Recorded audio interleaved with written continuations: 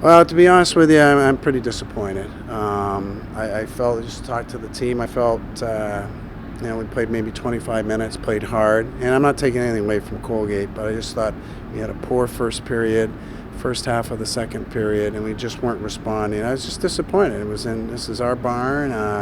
We were down there about a month ago and outshot them 2-1 and got beat 2-1, and I was just frustrated. I thought we'd have more energy in the first half of the game. So I would say maybe it's a so-so. It's not a good tie. It's not a bad tie. It's right in the middle. But I just think we've got to be better than that. And we should have been fresh. We haven't played in 25 days and a chance to compete. So I guess the good thing is, we did tie it up late, but the fact that we were playing from behind the whole night was just disappointing. So. I think all in all, you got to take it and run with it, and we got to build off it and learn some lessons from it. We don't play for a while. I think we've got 7 days of practice, so we'll be able to really zero in on some things we really need to work on. So, and in fairness to the girls, I know it's tough when you haven't played in a long time, and we have a small roster. And to compete, we've been back since the 30th, and we don't have enough of a competitive environment day to day in practice. And so I think that we got to push ourselves more in practice so that we're better prepared when it comes game time, because it took us a while to really get going. And so hopefully our next outing is against Union, and I'm hoping that in the next 7 days we straighten some things out and our team is hungry, and it's our last non-conference game, and then we head into I think the rest of the way every weekend till the third week in February at CHA, and see what happens.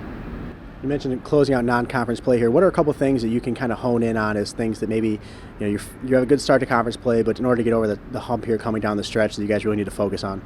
Well, I think you got to zero in on our goaltending. Goaltending's critical. I thought Gilly played well tonight. She made some big saves, but get her where she's confident and she's consistent. And then you kind of work your way out. I think we've got to manage the puck better defensively, and just making good decisions and supporting one another a bit better. It was a real gaffe there, their second goal. It's a tough change in the second period, but our far side D just raced off, and we gave them 2-on-0 or a 3-on-0 for that second goal for them. And those things can't happen. And that's just a mental breakdown. And so I think that it's one thing for us to get physically prepared and be ready for the grind of January and February and the playoffs in early March. But I really think mentally and emotionally we've got to be better. We got to be better prepared and when games start, and just all the little finer parts of the game. We just have to be better, and that's you can only do the X's and O's so much. And then the kids have to recognize that they've just got to make good decisions, and the mental part of the game has to be better, and we'll work on just showing up with emotion and really, playing for one another. Those kinds of things that I just think we're a little stale, and so that's something we want to really work on and drive into them, because it's going to be a tough sledding. We get into our league. And it's in any given night, anyone can beat anyone else, and you have to be prepared. So you got to be physically ready, but if you're not there mentally and emotionally, it's in back-to-back games, the way we play in our sport, Friday night, Saturday afternoon, you've got to be ready to go. So kind of put all those things together, and hopefully we stay healthy. And and I think we have a very good nucleus, and we can build off that. So and then like anything, any sport, you got to strive for consistency. We got to be, whether it's from one shift to the next, one period to the next, but certainly, one game to the next. And that's where, it's pretty easy to look at our one-loss record, and we're kind of up and down. And so that's an area that, that's my responsibility, to get this team ready and to be consistent on it, every night. Your second goal late in the third period is scored by Danielle. You've kind of shoveled her back and forth between forward and defense in her time here.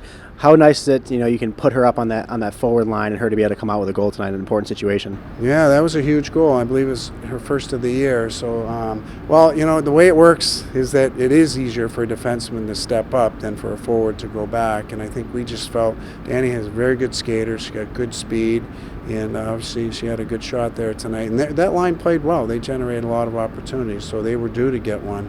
But it's just a boost for us when you start scratching your head who we're going to put with who, and you can put she's not only versatile that she can step up and play forward, but she's a senior and she's done this before, and I think just with her experience it really helps. So because you have 5 defensemen back there, we're rotating them around, and at any moment we can bring Danny back just as quickly as we moved her up. So it's like a utility infielder. I think it's a luxury to have, and it's an added bonus when they as a line, Heather and I think when